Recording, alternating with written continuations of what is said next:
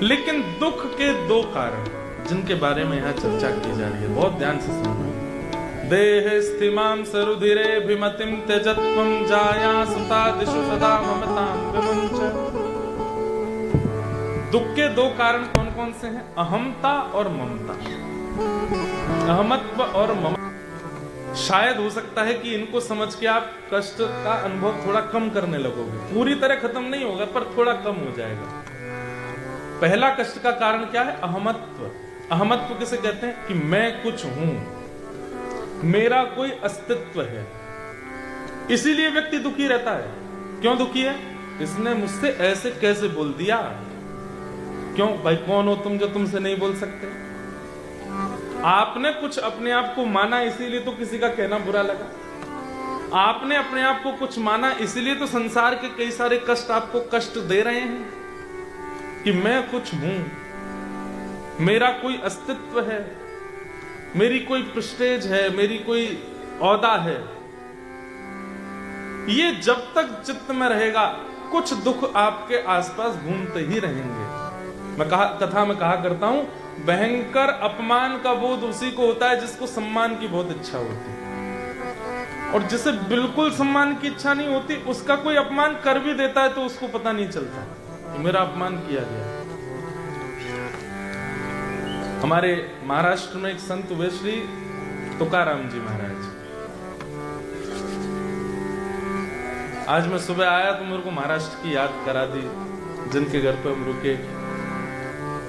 महाराष्ट्र मुझे बहुत प्रिय है क्योंकि वहां के भक्तों में दीनता बहुत है, सरलता बहुत है। श्री तुकाराम जी महाराज। तुकाराम जी कौन है?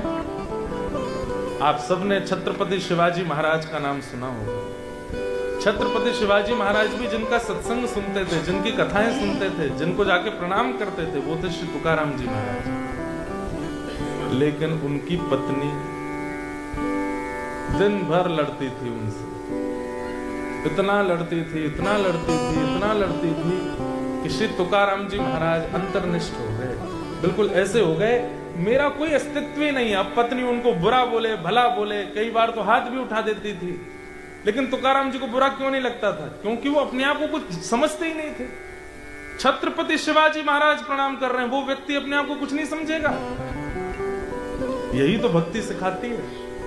तृणादपि सुनीचेन, श्री चैतन्य महाप्रभु कहते हैं, कभी विशाल वृक्ष बनने का प्रयास मत करना, क्योंकि आंधी आती सबसे पहले गिरेगा। सदैव तृण बनने का प्रयास करो। कितना भी सैलाब आ जाए, वो तृण हिलता नहीं है। इधर होगा लेकिन उखड़ेगा नहीं।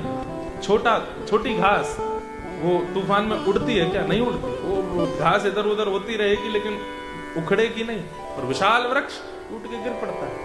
इसलिए तृणादपि सुनीचेन, भक्ति मार्ग में आ रहे हो तो भक्ति मार्ग में आके दीन बनना सीखो, सहज बनना सीखो, सरल। हमको केवल दुनिया से प्रेम मिलता है ना, खूब गालियां भी मिलती है, खूब बुरा भला भी बोलते हैं, अनर्गल भी बोलते हैं, जो मन में आता बोलता है, बिना जाने बोलते हैं, हम कुछ नहीं कहते, क्योंकि यही तो सीखना है यहां से, तृण के समान। तो श्री तुकाराम जी महाराज, एक बार उनकी पत्नी आई और आके बोली, लो ये कुछ गन्ने हैं, इनको बेच के आओ, और बेच के इतना पैसा बनेगा, लाके मेरे हाथ पर दे देना। तुकाराम जी बोले, ठीक है देवी, जाता हूं। उस समय पर कैंडीज तो होती नहीं, टॉफी तो होती नहीं, मिठाई तो होती, गन्ना ही मीठा होता था बस। तो जैसे ही गन्ना लेके निकले तो तुकाराम जी के पीछे छोटे छोटे बच्चे चलने लगे, बाबा दे दो, बाबा हमको दे दो, बाबा एक दे दो। तो श्री तुकाराम जी, इतना दया आ गई उनके चित्त में, बालकों को वो गन्ना बांटने लगे, तू भी ले जा, ये ले, तू भी ले जा, अच्छा तेरे को भी चाहिए, तू भी ले जा, सबको बांट दिया। 12-13 गन्ने में से एक बचा बस। लौट करके जब आए तो पत्नी इतनी खुश हो गई उनकी देख करके, सारे बिक गए, एक बचा है, लाओ लाओ लाओ, इतने गन्नों का इतना पैसा बना होगा, मेरे हाथ पे रखो। तुकाराम जी ने वो बचा हुआ गन्ना रख दिया। बोले देवी यही बचा है। बोले पैसे कहाँ हैं इतने सारे? बोले पैसे थोड़ी, वो तो छोटे छोटे बच्चे आए, मैंने सब में बांट दिए। पत्नी को इतना गुस्सा आया, उसने उसी गन्ने को घुमा के दिया उनकी कमर पर। जैसी कमर पर घुमा के दिया तो गन्ना टूट गया। तो तुकाराम जी इतने खुश हो गए, मेरी पत्नी कितनी पढ़ी लिखी है। क्यों? मैं सोच रहा था एक ही बचा है, 2 लोग कैसे खाएंगे, तूने बढ़िया तोड़ के 2 कर दिए। आहा, कितनी बुद्धिमान हो। मैं अपमान कर रही हूं तुम्हारा, तुमको बिल्कुल भी फर्क नहीं पड़ता। तुकाराम जी महाराज बोले, मैं हूं कौन जो मेरा सम्मान हो? मैं हूं कौन जो मेरा अपमान हो? क्या है ऐसा मेरे पास जिससे मैं सम्मान के आदि में रहूं? और क्या है ऐसा मेरे पास जिससे मैं अपमान से दुखी हो जाऊं? ये आंखें देखती हैं क्योंकि ठाकुर जी दिखाते हैं, जिस दिन चाहेंगे अंधा कर देंगे। मेरे वश में मेरी आंखें नहीं है तो फिर मैं अभिमान इन आंखों का क्यों करूं? मेरे कान मेरे वश में नहीं, जिस दिन चाहेंगे बहरा कर देंगे। और ये होता ही है। जैसे जैसे समय निकलता है हम अंधे होते चले जाते हैं, बहरे होते चले जाते हैं, गूंगे भी होते चले जाते हैं, सारे दांत टूट जाते हैं, बोला ही नहीं जाता है। जितने तन के चले थे उतने ही झुकते चले जाते हैं। आंखों पर पड़ेगा जाला, नाक से बहेगा नाला, लाठी से पड़ेगा पाला, जरा जिंदगानी का। तो फिर अभिमान क्यों? अभिमान तब आप कर सकते हो जब आप अपने शरीर को आज्ञा देते हैं कि हे शरीर, तेरे को पढ़ाया लिखा करके मैं न्यूजीलैंड लेके आया, इतनी मेहनत करके डॉलर कमाए, घर बनाया, महंगी महंगी गाड़ियां ली, तू मेरी एक बात नहीं मानेगा क्या? चल अब बूढ़ा नहीं होना, तू मानेगा? शरीर नहीं मानेगा। तो फिर अभिमान क्यों? अभिमान उस पर किया जाता है जिस पर आपका अधिकार है। पर जो शरीर आपकी एक नहीं सुनता है उस पर अभिमान क्यों करते हैं? इसलिए पिताजी सबसे पहली बात कि व्यक्ति अहमत्व का त्याग कर दे। आज से ही आप ये सोचना बंद कर दीजिए कि मैं कुछ हूं। बहुत दीन बन जाइए, बहुत सहज बन जाइए, बहुत सरल बन जाइए। फिर देखना 50-60% दुख तो आपके यहीं खत्म हो जाएंगे। अब दूसरे दुख का कारण क्या बनता है?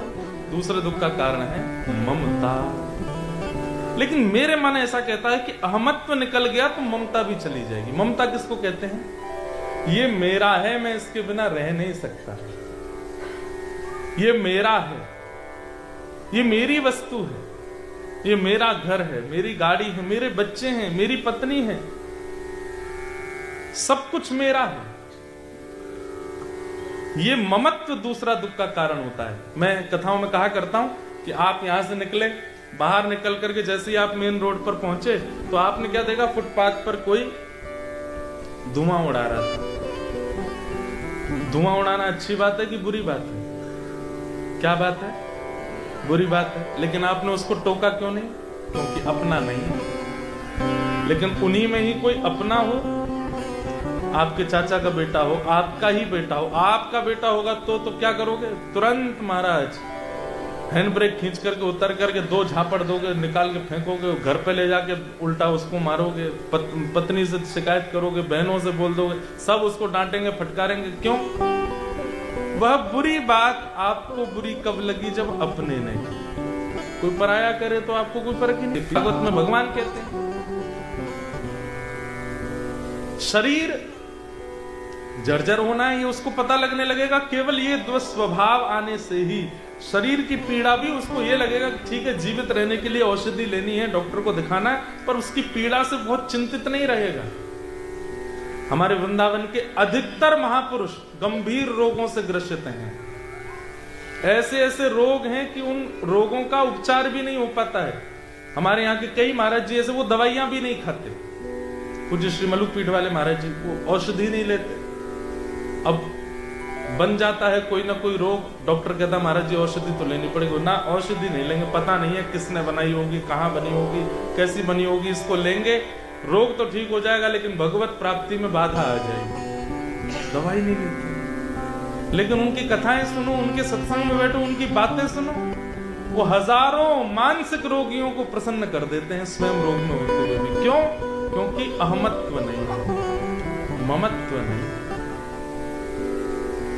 तो इन 2 चीजों पर जिस व्यक्ति ने काबू कर लिया उसको संसार की कोई ताकत दुखी नहीं कर पाएगी। देहे स्थिमां सरुधिरे भिमतिं त्यजत्वं जाया सुतादिषु सदा ममतां विमुञ्चन् पश्यानिशं जगदिदं क्षणभङ्गुनिष्ठम् वैराग्य राग रसिको भव भक्तिनिष्ठः